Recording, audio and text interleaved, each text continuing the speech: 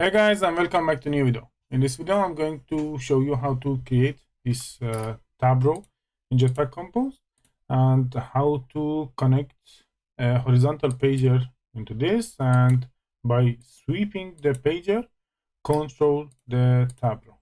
Let's get started. Here, before I start recording, I have created this data class for the items of the tab row. Here we have a title, as you can see here, and we have a selected icon, which is a field icon, as you can see here, and we have unselected icon, which is outline icon.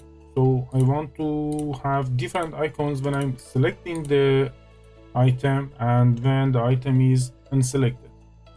Okay, and in the main activity here, on top of the set content, I have this variable tab items, which is list of the items of the tab row. For the first one, I have the home and icon field home as the selected icon, and as unselected icon, I have outlined home. And the same for the next one, the profile face field face outline, favorite field, and favorite border outlined as the unselected. Okay, and now here in the surface, let's have a column, and let's have it fill max size.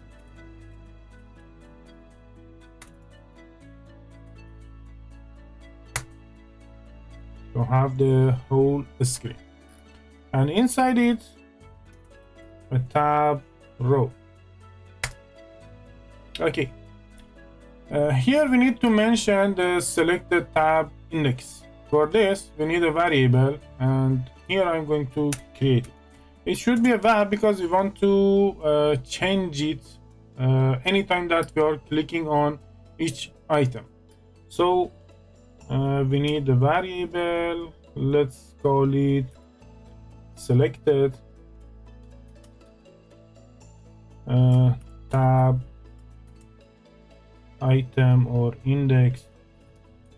Let's have it index by, remember, mutable integer state of 0.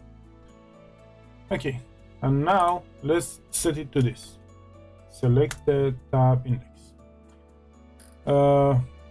By default is equal to 0, so whenever we are opening the application, the page, first one from the left side, which has the index 0, will be selected, and when we are clicking on other items, we want to change this and set it to this tab.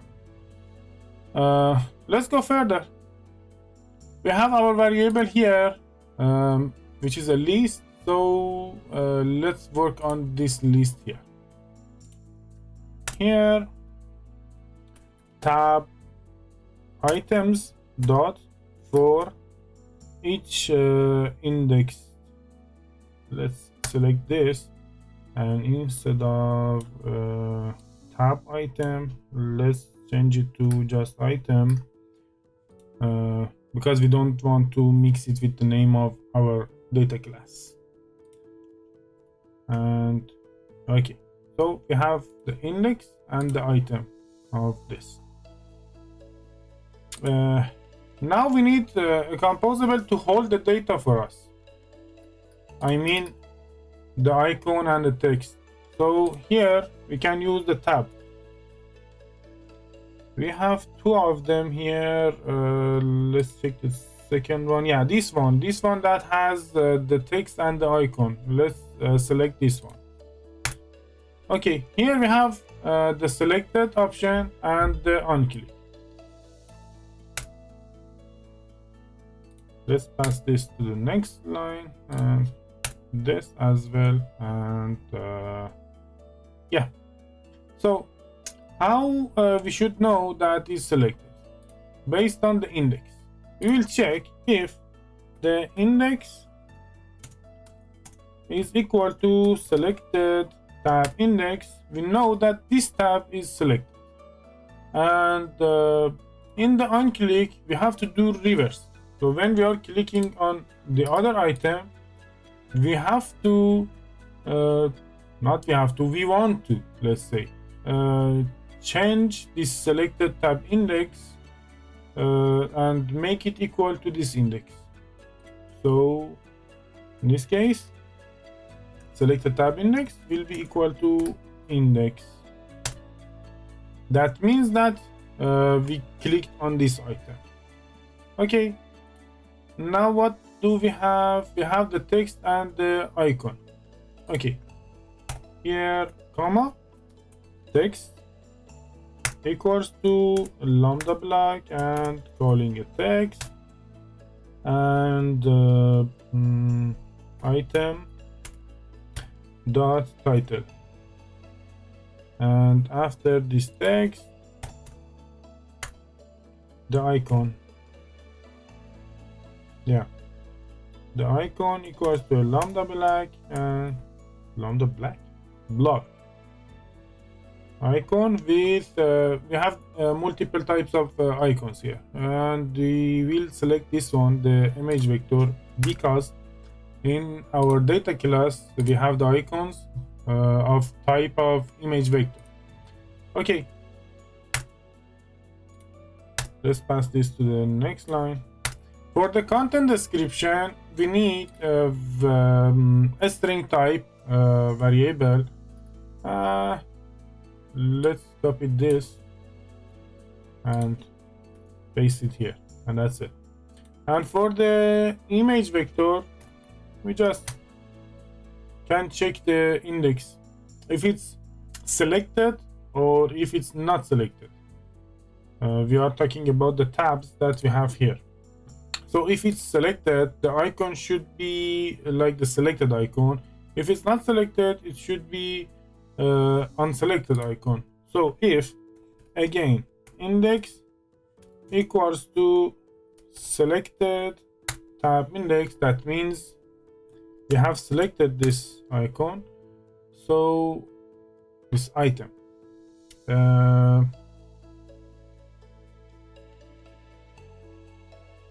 item dot selected icon, and here else item dot unselected icon. Control Alt and L and make it better looking. Okay,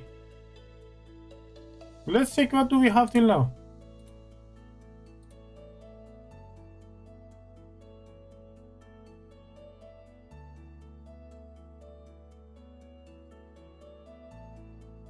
Okay, we have our tab row, and as you can see, I'm clicking on the items and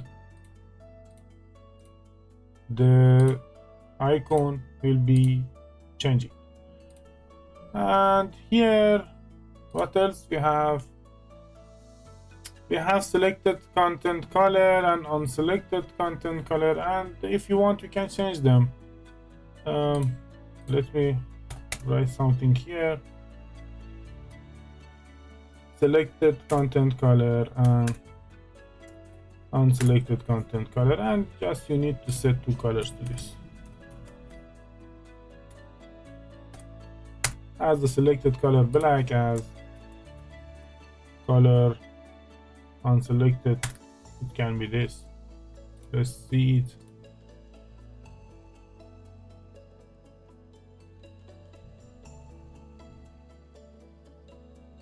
Okay, you can see that when we are selecting, the color is changed. Okay, we don't need it.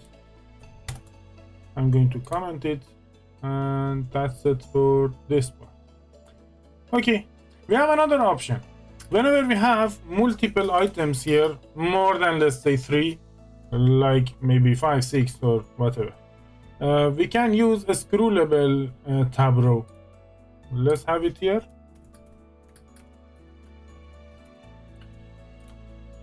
And let's just duplicate these items to have too much items, and let's see it.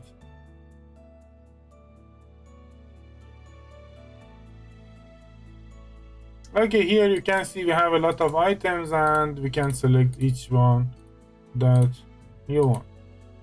And it starts not from the beginning of the screen, just the edge of the screen, to show you that it's scrollable.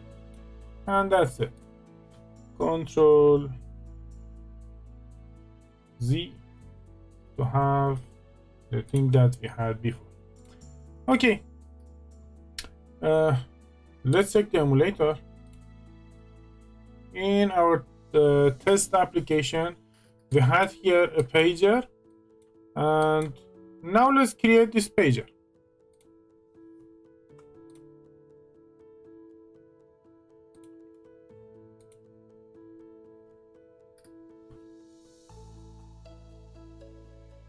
Here after this tab row, let's create a horizontal pager.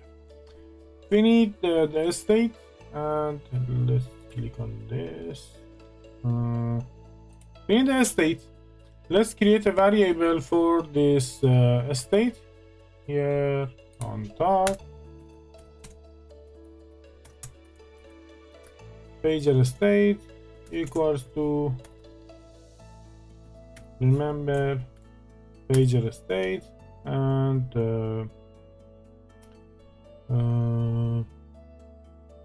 the number of the items of this pager should be equal to this, because it should be the same as the tab row. So we can use this tab items dot size, and that's it. And let's set it to this pager state. Okay, now we have the pager. We have to set the layout on the pager now. Based on your project, you can do whatever you want, but in this case I'm going to set a box, and in the middle of the box a text, just like this. Let's have this pager fill max size, and also the weight of it 1F, not max size, actually max width. It will occupy the maximum width of the page, and because it's in the column, inside of the column, it can have the 1F weight, and that means it will occupy the height based on the need, not more. Okay, here as the return function we will have an index, and we are going to use this index to design our layout. Let's have a box here, fill maximum size, and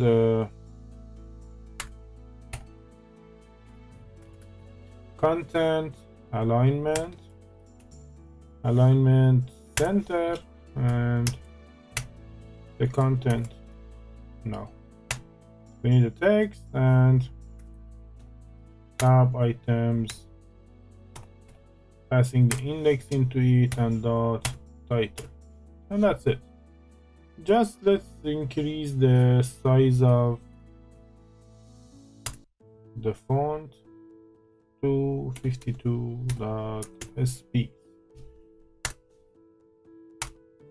and I think it's enough. Let's check it.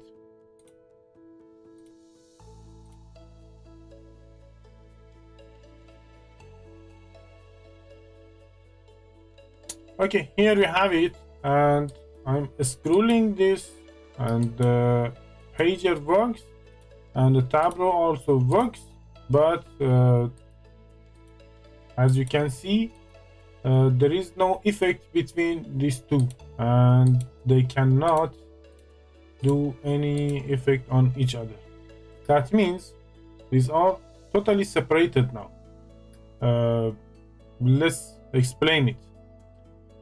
Here we have the tab row as the indicator of the horizontal pager. So in your project, you can use the horizontal pager individually when you need like multiple layouts.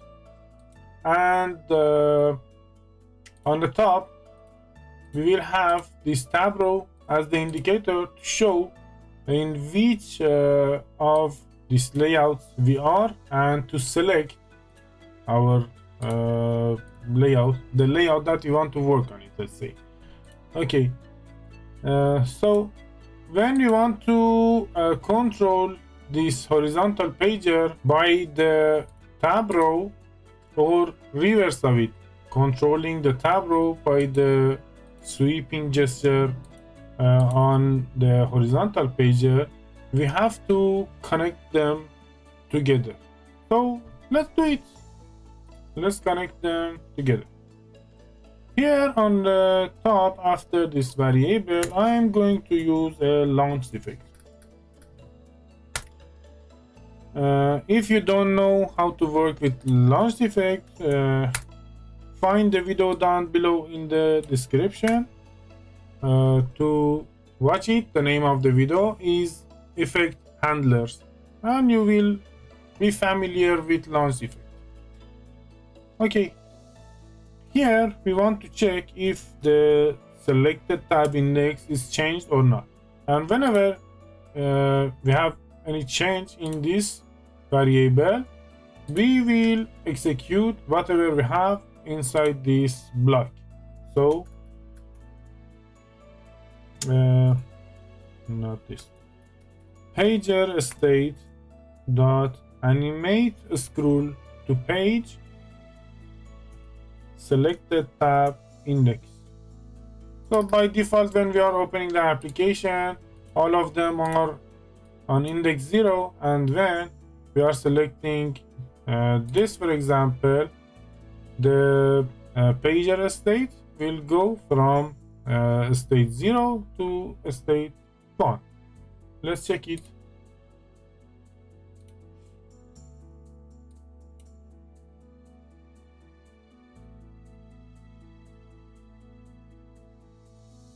Okay, home, profile, and favorite. But still, when I'm scrolling the pager, there is no change on the top. So we have to do reverse of it as well. Another launch effect, and in this case, we will pass the pager state into this. Pager state dot current page, and down below selected index equals to pager state dot current page. Let's check it.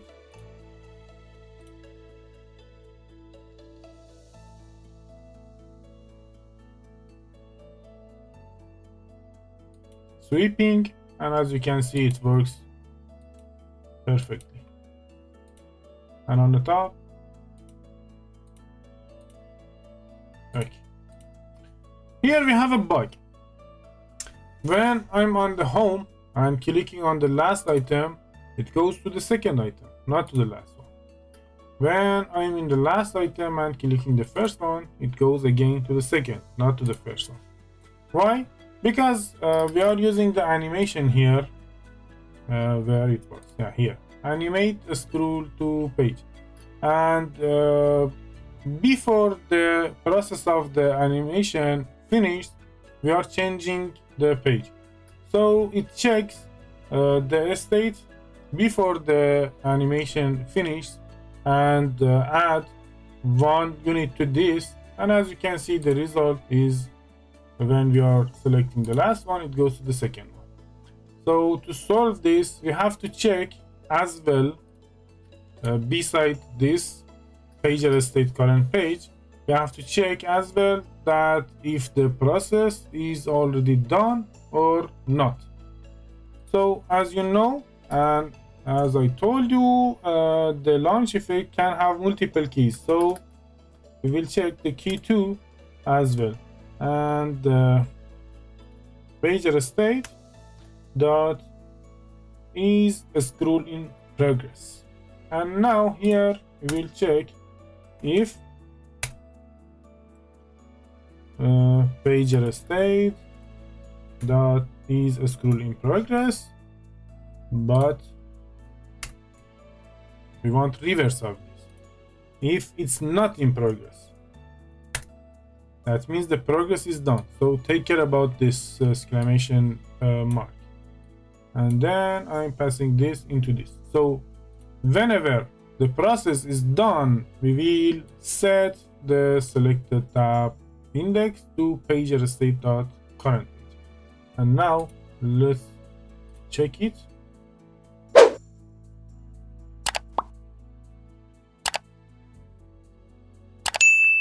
We are in the first page and going to the last page, and it works like a charm.